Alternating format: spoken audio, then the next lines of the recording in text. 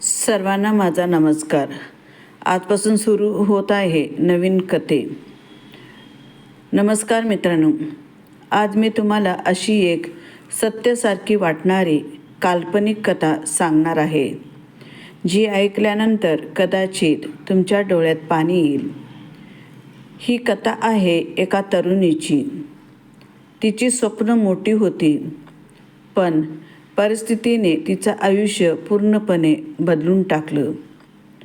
कृपया ही कथा शेवटपर्यंत नक्की ऐका, कारण शेवटी तुम्हाला असा संदेश मिळते तो आयुष्याकडे पाहण्याचा दृष्टिकोन बदलून शकतो. चला सुरू करूया. अध्याय 1. कथेचं नाव आहे मायेचं छोटंसं जग. सह्याद्रीच्या डोंगरारांगामध्ये वसलेला एका छोट्याशा गावात माया नावाची एक मुलगी राहत होती. ती खूप हुशार, मेहनती आणि प्रेमळ स्वभावाची होती. तिच्या कुटुंबात आई, वडील आणि एक लहान भाऊ होता. घर गरीब होतं, पण प्रेमाने भरलेलं होतं. दररोज सकाळी माया आईसोबत घरकाम करायची, भावाला शाळेसाठी तयार करायची आणि मग स्वतः कॉलेजला जायची, जिथे वडील नेहमी म्हणायचे, माया, पैसा कमी असला तरी चालेल, पण प्रामाणिकपणा आणि शिक्षण कधी सोडू नकोस.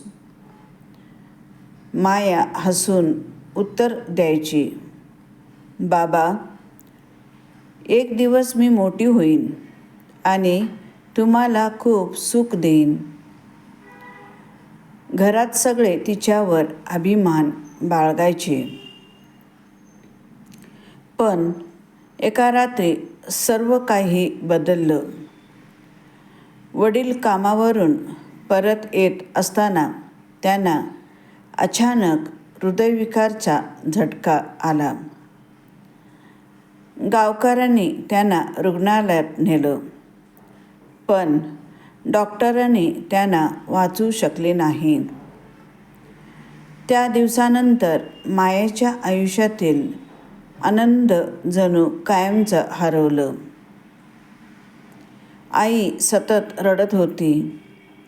लहान भाऊ अजून काहीच समजण्याच्या वयात नव्हता. घरात उत्पन्नाचा कोणताच साधन उरलं नव्हतं. 2 वेळच्या जेवणासाठीही पैसे नव्हते.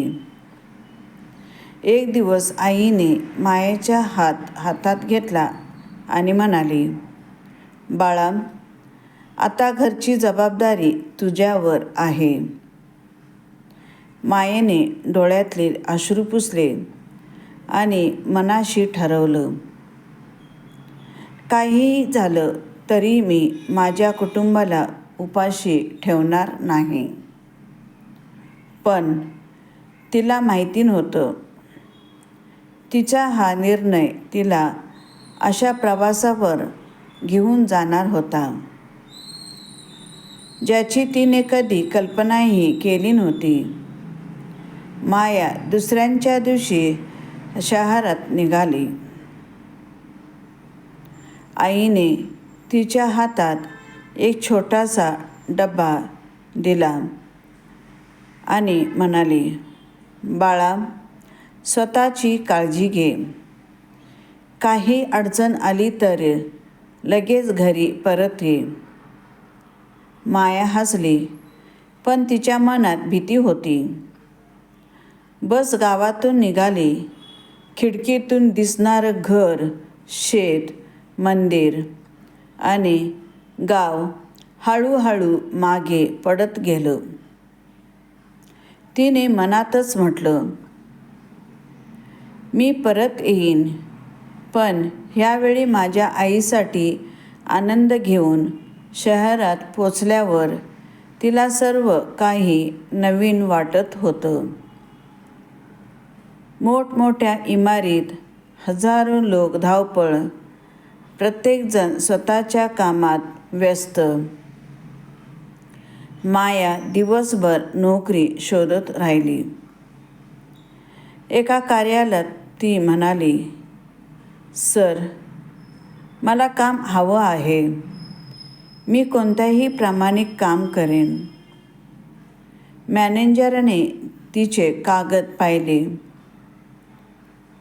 त्याने अनुभव आहे का असे विचारले. नाही सर. मग आम्ही तुला नोकरी देऊ शकत नाही.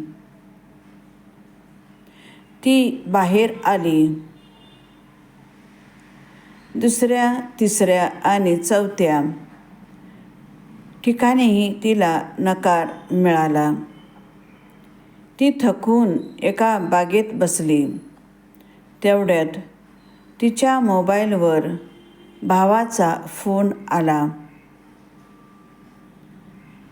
ताई, आईची तब्येत पुन्हा बिघडली आहे. मायाचे डोळे भरून आले. काळजी करू नकोस, मी पैसे पाठवते. पण तिच्या खिशात फक्त काहीच रुपये उरले होते. रात्र झाली. भूक लागली होती. तिने उरलेल्या पैशात एक पाव आणि पाण्याची बाटली घेतली. त्या रात्री ती बसस्थानकावर बसून आकाशाकडे पाहत म्हणाली, देवा, मी कुणाचं वाईट केले नाही. मग माझीच एवढी परीक्षा का? दुसऱ्या दिवशी पुन्हा ती काम शोधायला निघाली. तेव्हा तिची भेट एका मध्यमवयीन महिलेशी झाली. त्या महिलेने विचारले, बाळा, तू खूप चिंतेत दिसतेस. काय झालं? मायाने सर्व हकीकत सांगितली. ती महिला म्हणाली, माझ्या ओळखीच्या ठिकाणी काम आहे. राहण्याची आणि जेवणाची सोय आहे. मायाच्या चेहऱ्यावर पुन्हा आशा दिसू लागली. तिने देवाचे आभार मानले. तिला वाटलं, कदाचित आता माझे वाईट दिवस संपले. पण नियतीने अजून एक कठीण परीक्षा तिच्यासाठी ठेवली होती.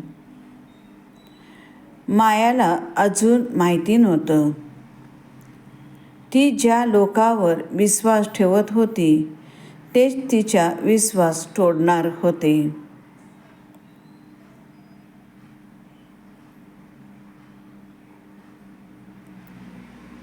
ही कथा तुम्हाला कशी आवडली? तर आपण पुढच्या भागात आपण पुन्हा भेटू. जोपर्यंत माझ्यासोबत जोडलेले राहा. धन्यवाद.